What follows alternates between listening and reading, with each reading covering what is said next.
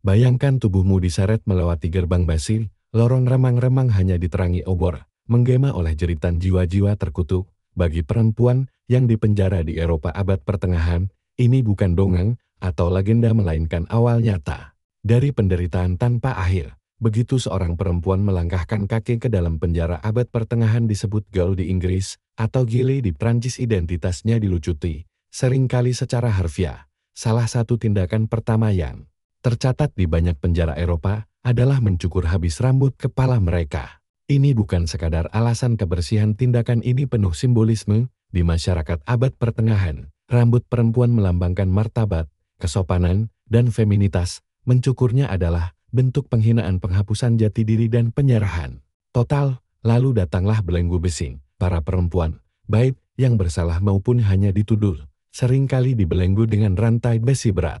Di Inggris abad ke-13, catatan dari York dan London menyebutkan perempuan yang dipenjara dalam bilbus belenggu kaki dari besi atau dirantai langsung ke dinding batu. Penjara-penjara ini bukanlah tempat keadilan ditegakkan, sebagian besar hanyalah ruang bawah tanah lembab dari Kastin, biara, atau balai kota, tempat gelap, dingin, dan lembab, tempat para perempuan dicampur adukan dengan pencuri, penghutang, dan terpidana mati.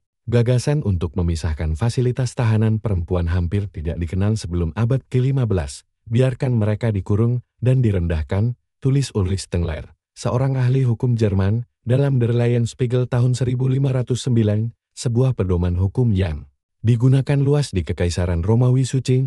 Tujuan penahanan bukanlah pembinaan, melainkan penghinaan dan pengasingan. Tindakan awal pencukuran, pemasungan, pemajangan publik bukan sekadar simbol penahanan, itu adalah langkah awal dari penghapusan identitas. Penjara bagi perempuan bukan hanya tempat penyekapan, itu adalah lorong gelap menuju kehancuran fisik, mental, dan spiritual, sel kelaparan, sudut neraka yang terlupakan. Tak semua penyiksaan di penjara abad pertengahan melibatkan cambuk atau alat penyangga. Beberapa metode begitu senyap namun mematikan. Di pojok-pojok tergelap penjara, biasanya di bawah tanah, terdapat ruang sempit yang disebut starvation chambers, kamar kematian yang perlahan, bagi banyak perempuan, sel kelaparan, menjadi vonis mati tanpa persidangan.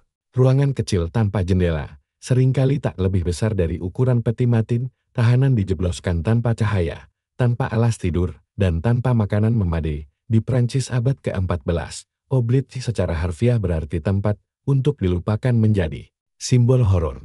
Para perempuan diturunkan ke lubang gelap ini melalui pintu jebakan, dan sebagian besar tak pernah diangkat lagi. Beberapa oblit dipahat langsung di batu fondasi kastil, seperti di Château de Loches atau Bastille.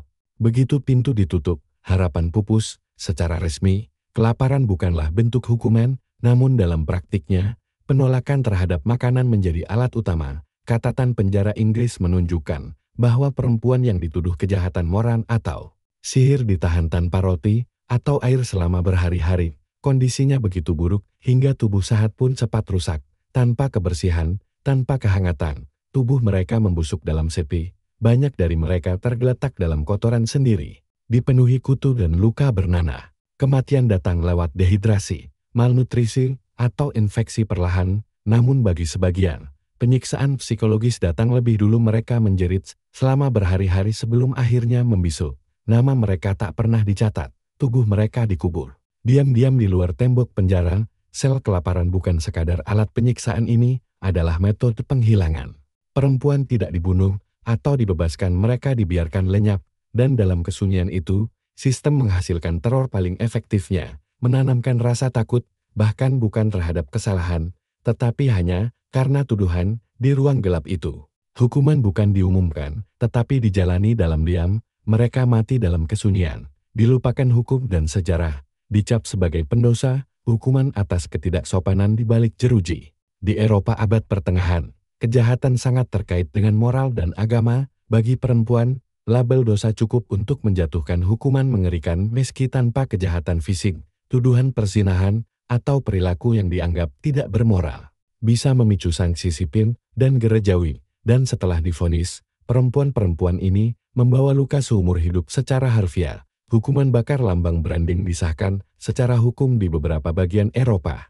Bayangkan tubuhmu diseret melewati gerbang basi, lorong remang-remang hanya diterangi obor, menggema oleh jeritan jiwa-jiwa terkutuk. Bagi perempuan yang dipenjara di Eropa abad pertengahan, ini bukan dongeng atau legenda melainkan awal nyata dari penderitaan tanpa akhir. Begitu seorang perempuan melangkahkan kaki ke dalam penjara abad pertengahan disebut gaul di Inggris atau gile di Prancis, identitasnya dilucuti, seringkali secara harfiah. Salah satu tindakan pertama yang tercatat di banyak penjara Eropa adalah mencukur habis rambut kepala mereka. Ini bukan sekadar alasan kebersihan, tindakan ini penuh simbolisme. Di masyarakat abad pertengahan, rambut perempuan melambangkan martabat, kesopanan, dan feminitas. Mencukurnya adalah bentuk penghinaan, penghapusan jati diri, dan penyerahan total. Lalu datanglah belenggu besi. Para perempuan, baik yang bersalah maupun hanya dituduh, seringkali dibelenggu dengan rantai besi berat.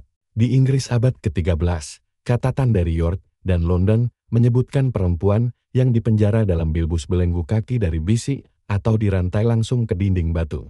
Penjara-penjara ini bukanlah tempat keadilan ditegakkan, sebagian besar hanyalah ruang bawah tanah lembab dari kastin, biara, atau balai kota, tempat gelap, dingin, dan lembab, tempat para perempuan dicampur adukan dengan pencuri, penghutan, dan terpidana mati.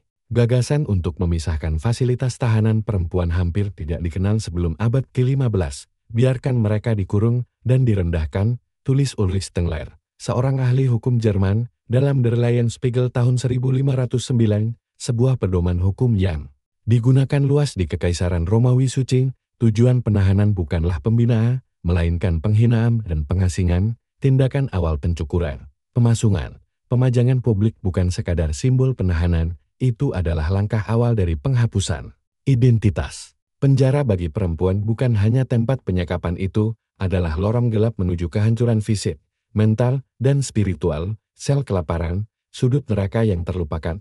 Tak semua penyiksaan di penjara abad pertengahan melibatkan cambuk atau alat penyangga. Beberapa metode begitu senyap namun mematikan. Di pojok-pojok tergelap penjara, biasanya di bawah tanah, terdapat ruang sempit yang disebut starvation chambers, kamar kematian yang perlahan, bagi banyak perempuan, sel kelaparan, menjadi vonis mati tanpa persidangan.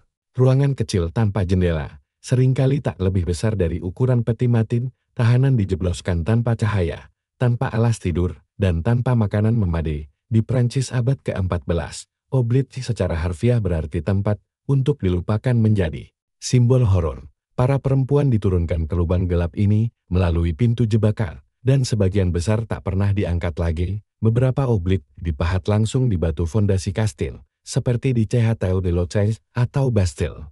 Begitu pintu ditutup, harapan pupus. Secara resmi, kelaparan bukanlah bentuk hukuman, namun dalam praktiknya, penolakan terhadap makanan menjadi alat utama. Catatan penjara Inggris menunjukkan bahwa perempuan yang dituduh kejahatan moral atau sihir ditahan tanpa roti atau air selama berhari-hari. Kondisinya begitu buruk hingga tubuh sahat pun cepat rusak.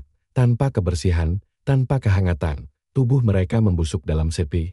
Banyak dari mereka tergeletak dalam kotoran sendiri, dipenuhi kutu dan luka bernanah. Kematian datang lewat dehidrasi, malnutrisi, atau infeksi perlahan. Namun bagi sebagian, penyiksaan psikologis datang lebih dulu. Mereka menjerit selama berhari-hari sebelum akhirnya membisu. Nama mereka tak pernah dicatat, tubuh mereka dikubur diam-diam di luar tembok penjara. Sel kelaparan bukan sekadar alat penyiksaan, ini adalah metode penghilangan.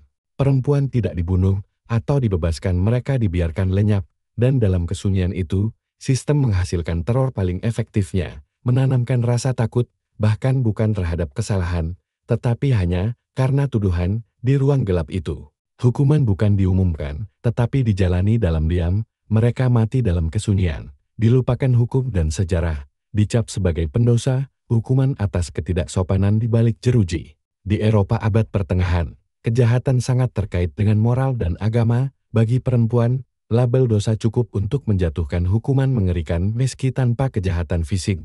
Tuduhan perzinahan atau perilaku yang dianggap tidak bermoral bisa memicu sanksi sipil dan gerejawi. Dan setelah divonis, perempuan-perempuan ini membawa luka seumur hidup secara harfiah. Hukuman bakar lambang branding disahkan secara hukum di beberapa bagian Eropa.